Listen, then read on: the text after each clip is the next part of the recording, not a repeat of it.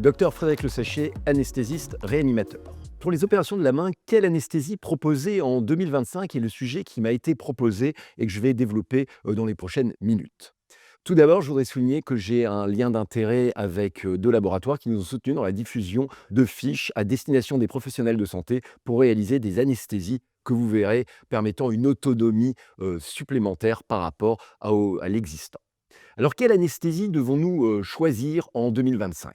En 2022, la Société française d'anesthésie-réanimation a proposé des recommandations auxquelles des membres de notre équipe ont participé, qui se sont intéressés à identifier les éléments importants pour optimiser le parcours des patients.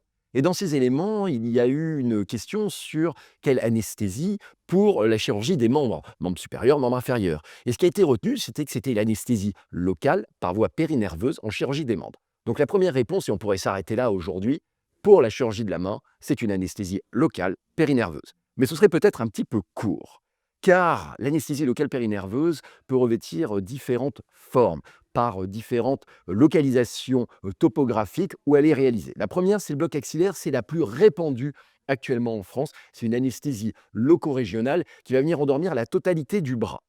Les blocs tronculaires à l'avant-bras, qui sont pratiqués par un certain nombre d'équipes, vont venir endormir les nerfs au niveau de l'avant-bras et entraîner une anesthésie de la distalité, c'est-à-dire uniquement de la main et du poignet. Et puis les blocs digitaux qui vont être des blocs au niveau du doigt. Et donc on a déjà plusieurs alternatives lorsqu'on parle d'anesthésie locale périnerveuse pour le membre supérieur.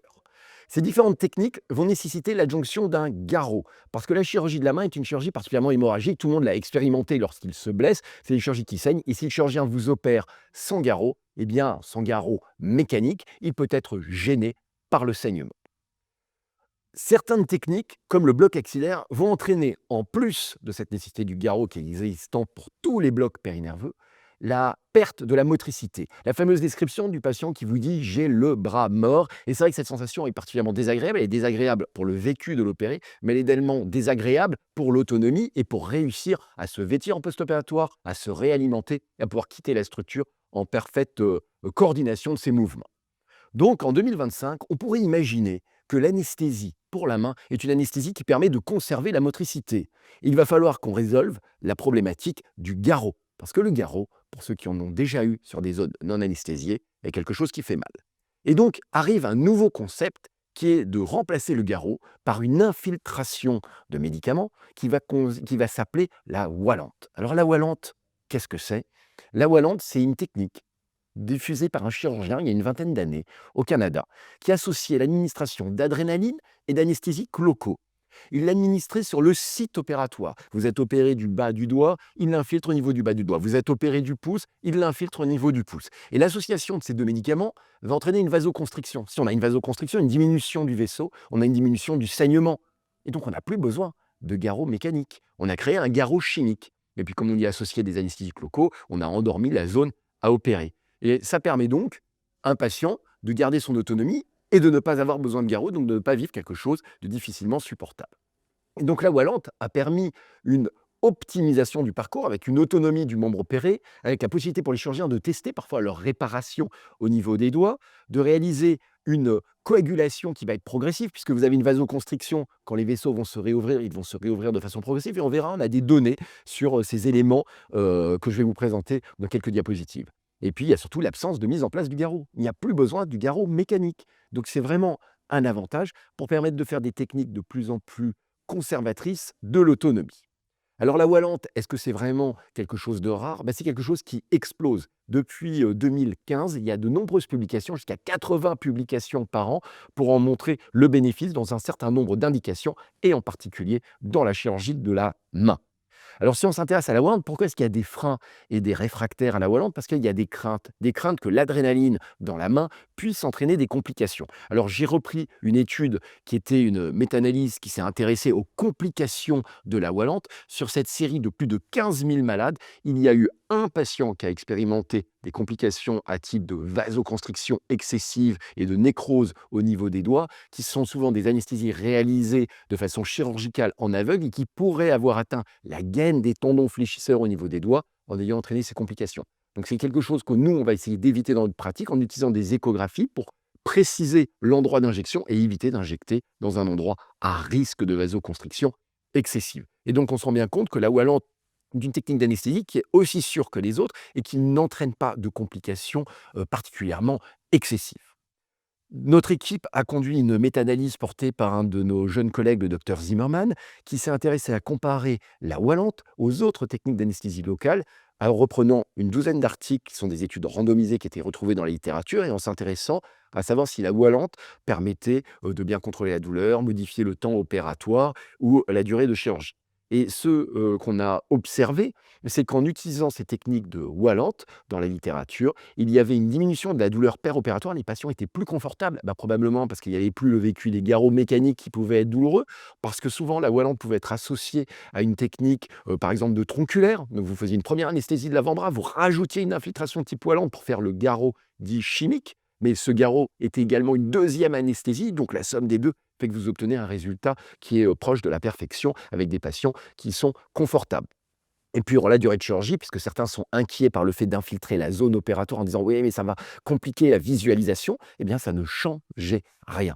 Donc, c'est vraiment une technique d'anesthésie qui est intéressante et que nous avons intégrée dans notre quotidien en l'utilisant sous échographie pour préciser l'endroit d'injection des produits et en l'associant à nos blocs tronculaires. Vous vous rappelez, ces blocs à l'avant-bras, autour des nerfs, comme recommandé sur les recommandations de 2022 de la Société française d'anesthésie. On fait une anesthésie périnerveuse et on y associe cette Wallante qui va nous servir de garrot chimique, qui va participer à améliorer l'anesthésie et à diminuer le saignement. Et c'est l'hypothèse qu'on a testée en appelant cette technique la tronculante sur une série de patients de canaux carpiens qui avaient été opérés à la clinique Drouot.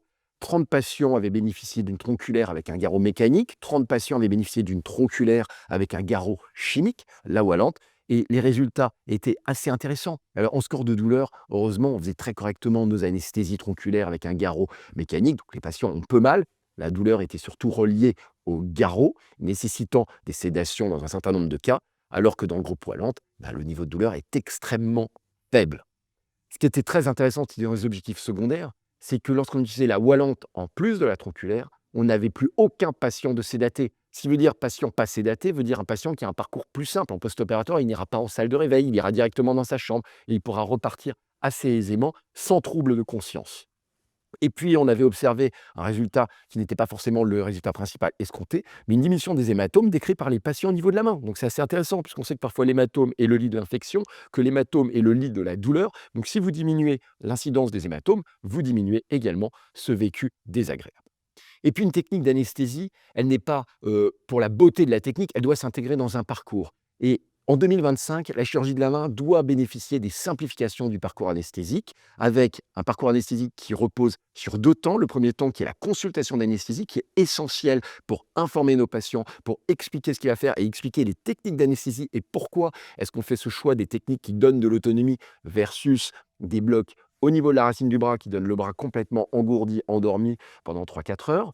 Et une fois qu'on a pu expliquer ça, reconvoquer le patient dans un parcours simplifié, dans un établissement de santé qui est par exemple la clinique Drouot-Rémusat, dans lequel les patients vont se présenter après avoir eu un jeûne de 6 heures pour les solides, de 2 heures pour les liquides, eau, thé, café, jus de fruits sans pulpe.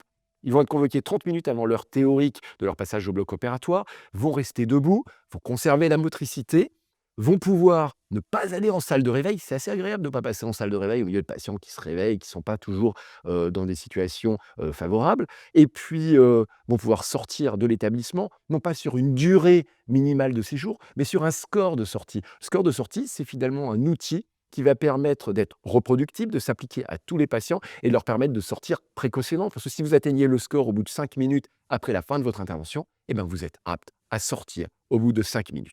Ce qui nous a permis, nous, de conduire, en utilisant ces techniques dites de Wallante associées à des blocs périnerveux de type tronculaire, d'atteindre des parcours d'environ 90 minutes pour la chirurgie de la main, en permettant aux patients de bénéficier finalement de la sécurité d'un établissement de santé, de la présence d'un médecin anesthésiste qui avait aussi la possibilité parfois de conduire des sédations si les patients sont particulièrement anxieux, et puis un chirurgien qui bénéficie évidemment de tous ces instruments au bloc opératoire. Et donc ces techniques-là, nous essayons de les promouvoir en ayant réalisé donc des fiches à destination des professionnels, en ayant également réalisé des informations à destination des patients pour leur expliquer pourquoi est-ce qu'il y a ces ruptures de pratique en France par rapport au bloc axillaire qui était le plus développé. Et on a également tout un aspect de formation avec l'accueil de stagiaires, mais également d'enseignement à travers différentes participations à des congrès, et puis de recherche avec un certain nombre d'articles que je vous ai aujourd'hui présentés. Et donc aujourd'hui, la technique que nous défendons et que nous pensons être novatrice en 2025, c'est cette fameuse tronculante associée à la wallante ou wallante parfois seule, qui va permettre l'autonomie, le confort des patients et la sécurité de leur prise en charge. Je vous remercie.